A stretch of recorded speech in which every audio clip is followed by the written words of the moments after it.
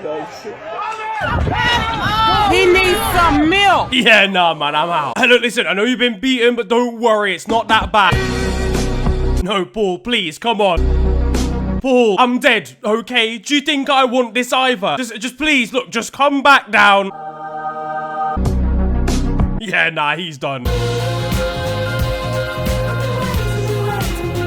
Yo guys, it is your boy Newman here, and you are watching FTW. This is of course the series where I bring to you the best and more frequently the worst of what football has to offer during the last 7 days. But what's been kicking off in the world this week? Well, the UK has crowned a new king in the form of Charles, a chance for him to write his name into the history books, if he can find a pen. Fucking hell, mate. People in full UK kit were overdoing it a little bit. I'll be honest, actually fixing the country seems like a better way to spend our money. Charles has got these lot wrapped around his finger, roughly 6 kilometers in diameter. During the ceremony, and Charles was shown some vital information halfway through, but genuinely the coverage on this one, I'm not sure. I don't know how I feel about the pundits involved here. Prince Harry was not too amused when he heard Jermaine Gina say he's bottled royalty. But honestly, fair play to Charles, man. He's built up a decent collection of Bundesliga titles. It's been another big old week though for Champions League action, featuring some of the biggest clubs in Europe and Manchester City.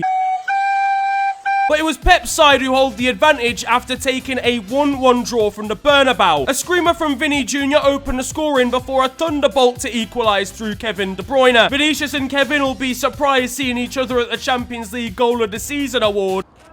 Hello, fancy seeing you here. If I'm trying that KDB strike, it ends in disaster. Well, we hope not.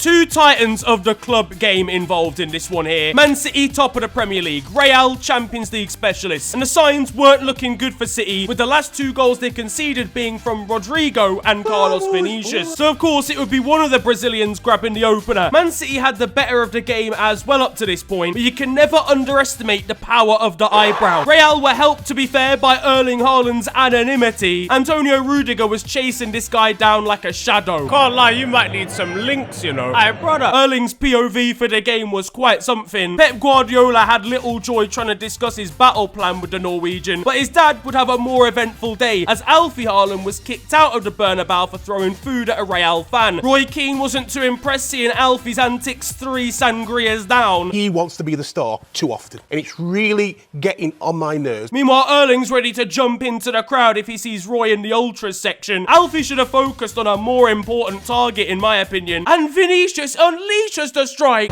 Erling was ineffective, as I said. The only pressing going on from him, depressing. But City would get back in the game. Into the second half, and Kevin De Bruyne saw Vinicius' attempt to be the best player on the pitch, took it personally, and slapped one past Thibaut Courtois, a man he has firm history with after Thibaut stole his ex-girlfriend. The second leg's about to be a custody battle, mate. Thibaut offered to shake Kevin's hand in the tunnel, but it didn't go down too well. And they did hug it out at full time, in fairness, but the audio showed it wasn't quite as it seems. I'm knocking them out. Now, apparently the ball actually went out of play in the build-up for De Bruyne's goal through Bernardo Silva, but who's that in the VAR room? We will be there. Elsewhere, Vinny was gifting out Jogo Benito. Danny Carvajal was brutally attacked by Jack Grealish. Wait, hang on a second. Let's take a look at the replay. Look, the second leg will be fascinating at the Etihad. Will Pep Guardiola overthink things? Real Madrid squad are going to be ecstatic, realising he's put Kevin De Bruyne at inverted right wing back. Look, I'm just concerned, man, because Pep would give an arm and a leg for a Champions League. In that case, to be fair, he'd do well on pitch side. Oh, fuck.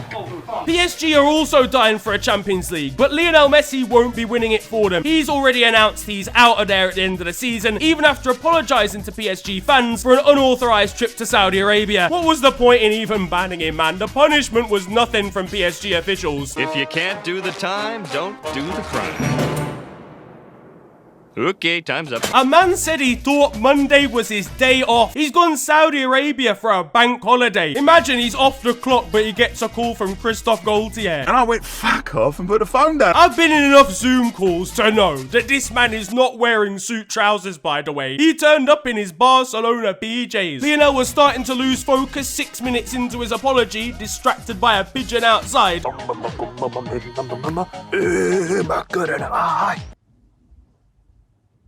Might be autistic, you know. Let's be real, lads. He doesn't care about PSG. This was very forceful behind the scenes. Rodrigo de Paul tried to save him. Now he's tied up in the basement. Sergio Ramos is using this as an excuse to hate Leo again. Part of me feels PSG still want to keep him. Won't be too impressed when Leo quotes his wage demands to them. Over $1 billion.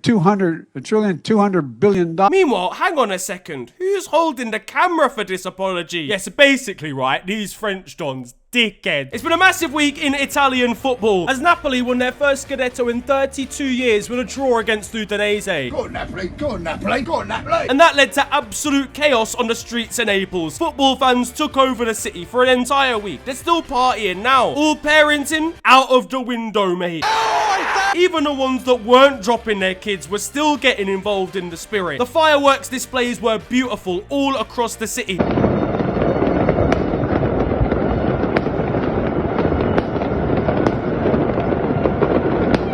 Hang on, is that Steven Gerrard in the background? Dogs in Naples haven't slept in about a week, bless them. Imagine trying to get anything done if you aren't a football fan in that city. Right, after 17 hours straight of work, right on the time limit, I'm about to hand in this uni assignment. Oh, Jesus. Hey, yo, that scared me for a second. Oh, man, I can't believe I'm finally gonna win a game of Operation. Oh, fuck off. The truth is, though, most of this city lives and breathes football, I can't lie. You got fans selling the holy turf of the Scudetto win on eBay. These players will be immortalized forever. You're gonna have kids named after the squad. I hereby name you Zelensky. Imagine poor Italian parents trying to spell Kvaratskhelia on the birth certificate. L-S-T-E-R. All right, is that your final answer? Victor Osimhen is Napoli's very own masked hero. He's not got any time for the rest of the Nigeria squad when he has to go out for dinner. I just want to say, anyone that's got my number, just please delete it. I have no time for you anymore. Please don't message me because you won't get a reply. Life's changed now. And here we have him letting Kalidou Koulibaly hold his Serie A winner's medal. The Senegalese centre-back was caught in the trophy room the next day. What are you doing? Nothing. Me?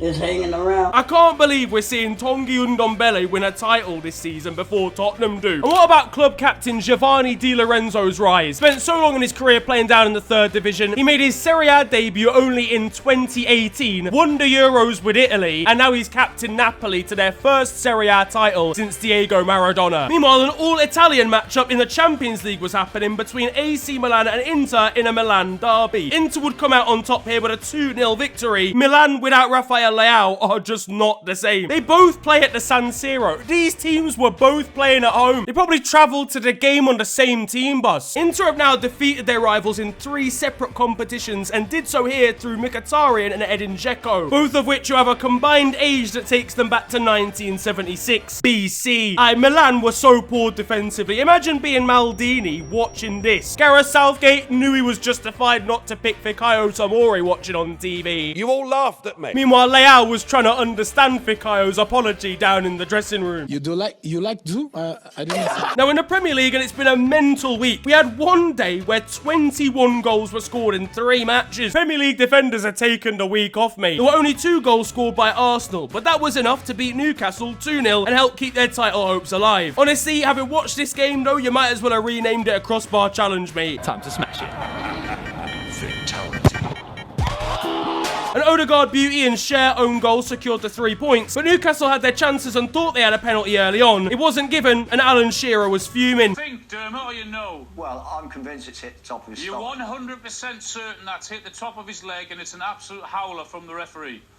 I think the fact he's given a penalty that I don't think is handball. Can you answer the question? Yep, the VAR checks come in, ladies and gents. Ian Wright was waving to Alan Shearer as he was escorted out of BBC headquarters. Anthony Gordon's frustrated not getting enough minutes at his new club. Like, I've taken true L's that have affected my life and will affect my life for the rest of my life. But I still can't help but feel Arsenal threw away the league with that run of draws. Meanwhile, KSI announced that if Arsenal win the Premier League this season, Prime will release a new limited edition Arsenal drink. An Arsenal bottle. How fitting. in. Now, speaking of clubs bottling it, and United are doing their utmost to not be in the Champions League after a last-minute loss to Brighton, and it came in dramatic circumstances with a 99th minute Luke Shaw handball. Why are you there? And Alexis McAllister penalty. Finally, 3 years later, revenge for that day down south. That's what I call calm and collected from my midfielder. You cannot put pressure on me, no chance. Scott McTominay was trying to have Scottish banter because he's heard that he was called McAllister. Anthony Martial needs to download Duolingo. Meanwhile, Anthony squared up to Lewis Dunk at 5'7" against a 6'4" centre-back. It's like a basketball squaring up to a basketball player. Maybe that's what Luke Shaw thought he was playing. At least it can't get any worse.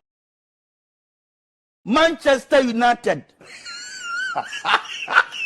United suffered back-to-back 1-0 losses to lead their top 4 finish in question. This time thanks to a David De Gea howler. Wonderful save! They shall not pass. Mate, honestly, I think I can. Marcus Rashford couldn't believe what he was seeing. It makes you wonder how David De Gea is top of the Golden Glove charts. How did you get up there? I fell. The rest of the Premier League strikers are delighted seeing that he's getting offered a new deal. First and foremost, I want to thank God. Because today he made the impossible possible. Amen. Harry Maguire's not getting included in the starting 11, and he had some strong words for Eric Ten Hag down on the bench. I think you're a tosser, you little toss-top bearded. No worries, mate. Thanks very much. But it turns out David Moyes might be the man after all. Over at Chelsea, and Frank Lampard managed to avoid the 007 record with a win over Bournemouth. Going into this one, the Cherries arrived at Stamford Bridge with a win guaranteeing safety in the Premier League. But for who, Chris Kamara? Blues fans are just delighted that they're actually staying in the Premier League this season. Frank Lampard came out in the media this week and said that he would be choosing his next role. But I mean, I want an 11-inch penis. It's not going to happen. Mate, I've got your next job right here. Manchester City icon Yaya Toure came out to address rumours of a Manchester City curse this week, suggesting that these were all just fabricated rumours coming from a former agent of his, and that the idea of an African curse was a dangerous stereotype. So Man City were bottling Europe without Judge. Imagine Pep Guardiola delighted that there's no curse until he realises that his managerial ability is what's costing City. Imagine poor Yaya Toure trying to build up the courage to tell his former Manchester City teammates that they were just shit. Hey Jim, they're doing their work, they're doing and they're for. At Brighton, and the shock result of the week came as Everton slapped the Seagulls 5-1. One fan saw no chance of goals getting conceded, but was very wrong. We should have known, man. Sean Dyche after a coronation. This guy's got the energy of the EDL flowing through his veins. Brighton fans were truly rumbled at Dwight McNeil celebrating in front of them. It's all well and good having games in hand, Brighton, but these are the hands these games are actually in. Liverpool fans caught a lot of flack for booing over the national anthem at Anfield this week. I mean, look, listen, freedom of speech, man. Jordan Henderson was singing it with desire, though, and turned around to confront the fans and tried to get them to be more patriotic. Do up your tie and sing the national anthem. Tottenham faced off against fellow Londoners Crystal Palace this week. Managers Roy Hodgson and Ryan Mason met in the tunnel. My son. No, my name's Mason. But in more serious topics, and as Heung-min Son was substituted and was walking down the touchline, he was the victim of taunting and racial abuse from a Crystal Palace fan in the crowd. I mean, for a start, the guy's literally been filmed here, so I can't imagine it'll be a difficult process to find out who he is. But crazy that one of the most diverse football clubs in one of the most diverse areas across the country can still see problems like this arising so clearly. Micah Richards was on Sky Sports covering this game and had a big old rant for Harry Kane about the fact that he's not won any silverware and questioning how he sleeps at night at the fact that he's so good but hasn't won any trophies. Listen, I love Micah Richards as much as the next guy, but I don't know how he sleeps at night with that suit in his wardrobe. That thing glows in the dark. They're my nan's curtains. Meanwhile, at West Ham, and there's further evidence that Declan Rice is extremely wholesome. Right, brother? You good? Why are you crying? Oh, come here. Good lad. Come on. Yeah, do you know what? I did promise it to Rashford. Don't show them lot, because I'm just told I'm going to give it to Rashford. But I'll give him another one, yeah? Here you go. And I've hurt my shoulder as well, so you can have that.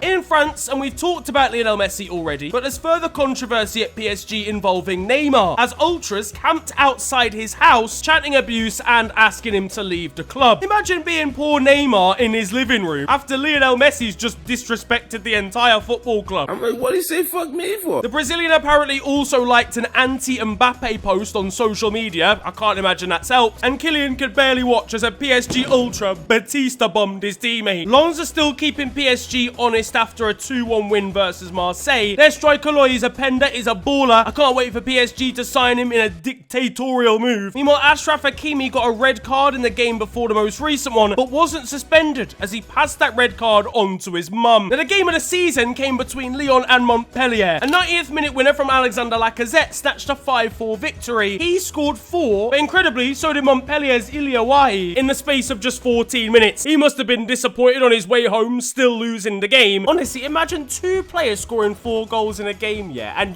this is Ultimate Team. This isn't a real league. Lacazette in Uber Eats League On is a different beast, you know? He's a 10 out of 10 footballer when he can get a 5 guys order in. Been a crazy week as well for Lyon after their former president retired from the role. He was known for bringing a lot of success to Lyon in the early thousands and establishing the women's game in France. But Hatem Ben Arfa doesn't care for all of that, posted an Insta story saying that he won't be missed from the game of football. A president the streets will forget. At Reim, and Will Still, the manager who became famous for not having his coaching badges but performing miracles at the club, has just become awful since he stopped endorsing Football Manager. In Spain, and there was the announcement that Sergio Busquets will be leaving Barcelona at the end of the season. That means the Iniesta-Xavi-Busquets combination is officially gone. A man who provided the best assist in footballing history to Lionel Messi, and the poor guy was in tears knowing that he was being released to allow Lionel Messi to sign for the club.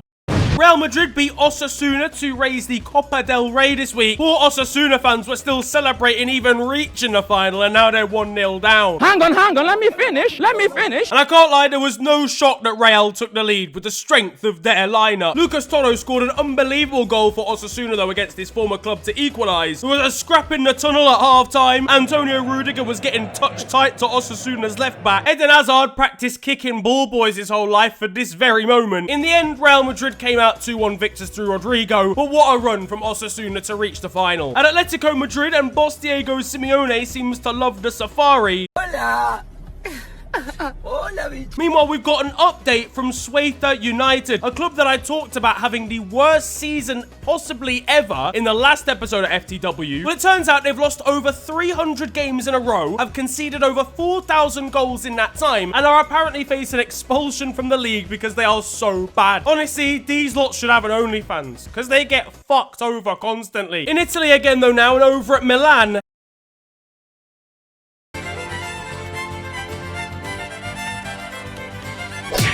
this guy's got more cane rows than appearances this season. Meanwhile, there's the dramatic story of Armando Izzo of Monza, who's been suspended from the game of football and jailed for 5 years for his involvement in match fixing whilst playing for Avellino. He intends to appeal the decision because he states that he wasn't even playing in the game in question. Boss, I feel like that's quite an easy bit of evidence that they can find out. He's gonna be baffled when they tell him he was playing at centre-back. I have no knowledge of any of this. This is so bizarre.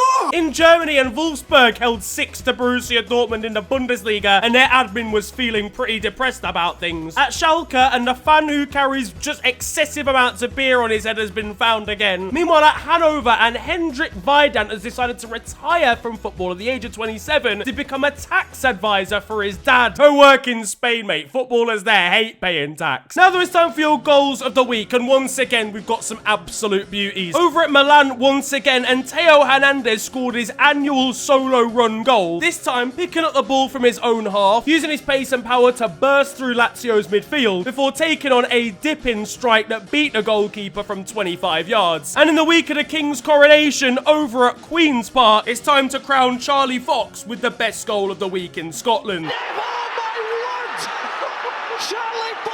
Now over in Saudi Arabia, and Cristiano Ronaldo has voiced his complaints about playing for Al Nassr, but now he's not too happy grabbing selfies with coaches, especially ones that don't even coach him. Who the fuck is that guy? Over in Switzerland, and fuck knows what happened between Basel and Zurich, but 4 red cards were dished out in the final 10 minutes of the game, as Zurich claimed a 2-0 win with 2 90th minute strikes. Now granted, Xhaka's older brother plays for Basel. He was given a second yellow card late on in this one and sent off before the referee consulted VAR, brought him out of the tunnel, only to give him a straight red for headbutting an opponent. I guess it really just runs in the family. Speaking of red cards, and it was even more hectic between River Plate and Boca Juniors. sworn enemies over in Argentina. Usual aggression between the two. This game was no exception, with 7 red cards being dished out after a late brawl at the end of the game. I'm a massive fan of Miguel Borja just celebrating in the background as the chaos ensues. Boca not happy at all. Meanwhile, in the Netherlands, and Jasper Cillessen is not going to want to watch this goal back, as he thought a strike against his NEC side was going wide, only for it to hit the post and go in. Hello all, and welcome to The Beautiful Game, the segment where we take a look at the poetic and brilliant side of the game that we love. We are back, by popular demand, for yet more glorious beauty.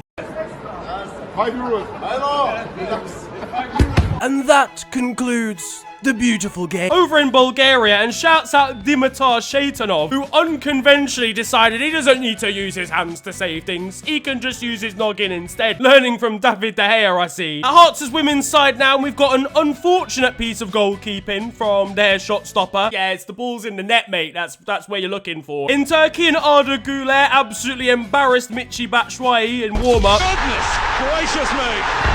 And speaking of Turkish football, this goalkeeper might want to get his bearings before going for a punch next time. Hey, come on, it's on the line, boss. Uruguay is not where I usually expect to see torrential downpours, but a rain in this league fixture might have got itself an assist, as a back pass is played towards the goalkeeper before the ball gets stuck in a puddle, allowing a striker to grab himself an easy goal. Over in Argentina, and I can't stress how important it is as a goalkeeper to know when you've actually won the penalty shootout, and not celebrate, take your shirt off and get a yellow card 1 penalty too early. Richarlison's got a goalkeeping brother, clearly. Despite putting on a good showing in the World Cup recently, it's fair to say the leagues of Costa Rica don't often get a great shout for being, you know, the pinnacle of football. And this clip is a pretty good reason as to why. There was an unusual stoppage in play over in Finland, where a kid riding a bike managed to get onto the field of play and cause a delay. Guy was just trying to stabilize the midfield, man. You can't doubt him for that. Meanwhile, in Ecuador, and when you think your teammate's been fouled and he's gone down holding his ankle, there's only one way to get revenge. And it's not this. This is an assault charge. Closer to home, and great work from Vincent Kompany, who's managed to not only get Burnley promoted back to the Premier League, but has done so by grabbing 100 points, meaning he's been a centurion for Man City as a player and for Burnley as a manager. Pep Guardiola's already claiming his genius caused all of this. No, this whole thing. All of this, it's all about me. Down in the National League, and the drama in the 5th tier does not stop, as Notts County were 2-0 down to Boreham Wood in the playoff semi-finals, having had a penalty saved by a goalkeeper who was signed 2 days previously on an emergency loan. After grabbing one back, they equalised in the 97th minute, then won it with a long-range strike in the final minute of extra time. Meanwhile, there's the wholesome story of Jay Stansfield over at Exeter, whose dad, Adam, was a cult hero at the club. He unfortunately passed away in 2010 and had his number 9 shirt retired by the club. Well, his son, Jay, signed for Exeter on loan from Fulham this season, was allowed to use the number 9 kit, and in his final game of his loan spell, scored a hat-trick to round off a brilliant season and a beautiful story. Now there is time for the moment you've all been waiting for, because over in Romania, I personally believe the level of Romanian football is completely underrated. I don't think it gets enough love, especially defensively and in the goalkeeping department. Sper chiar la evitarea barajului, pentru că în runda următoare, oh, ce greșeală, 1-1. Asemenea eroare. Mie nici măcar nu mi se pare că sare cumva. Chindia. Listen, look, you were over in Estonia, and it's fair to say there was a little bit of a difference in quality level in the cup, as Tartu won 48-0 against FC Baltic. In Portugal, and at Paços de Ferreira, I don't know how you pronounce that, focus less on pronunciation and actually passing it back to your goalkeeper. Speaking in breakdown of communications for goalkeepers, in Colombia and at Milaneros, this goalkeeper had a breakdown in communication between his brain cells. Mexico provides us with the world's most dramatic referee this week. In Cyprus, and I'm putting down this defensive error as match fixing. It has to be. I feel physically sick, to be honest, and I mean that. And Argentinos, and one player decided to celebrate by putting his face down on the pitch, but was left with a disguise when he raised his head back up, following in the footsteps of the great Diego. Meanwhile, in Nicaragua, and don't play over there if you've got asthma, ladies and gentlemen, an old firm youth tie between Rangers and Celtic ended 6-5 this week in the cup. Promote the attackers, lads. The defenders, maybe just let them sit in the under-21s a bit longer.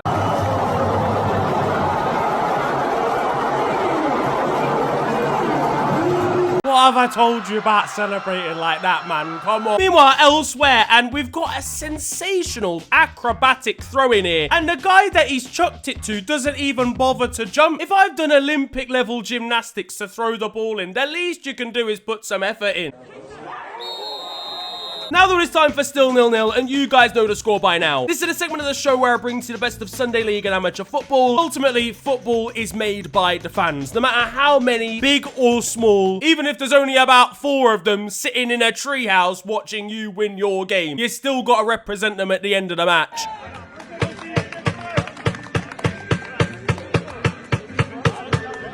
On to the weird stuff though now. In Belarus, and there's the story of last season's champions Shakhtar Solidors, who have been docked 30 points for their involvement in match fixing and a further 20 for next season. That means they're bottom of the table after their start to the season, along with 2 other teams who are also in minus points. What's going on in Belarus? In Ireland and at Cork City, they're looking for a new manager at the moment. The difference is they've decided to open up applications to Twitter. That's right, if you want to, you can apply to be the next Cork City manager. Over in Gibraltar, and shout out Bruno's Magpies, who are a former pub team who have just won the Rock Cup, a Gibraltar UEFA officially licensed trophy, and I can't imagine there's ever been a former pub team that's ever won a UEFA Cup before. Also, if you like these sorts of stories, shout out to the Sweeper Pod, where a few stories per episode tend to come from, so go drop them a follow for all the research they've been doing. And finally, over in Malaysia, a boss over there has announced that his side won't be getting their full pay unless they win 2 games in the league this month. Now, first of all, this has got to be illegal, but Kelantan FC's boss has stood his ground and said that if his team don't deliver, then he won't deliver the paycheck. Mate, do this at Chelsea and Mason Mount's living on the streets. That, though, is going to wrap up football this week, and I hope you have enjoyed it. If you have, then feel free to slap a like on the video, and of course, subscribe if you're new to the channel. You can also follow me on social media. It is at @theofficialfng on Twitter and on Insta. But it's been a pleasure ranting at you guys today.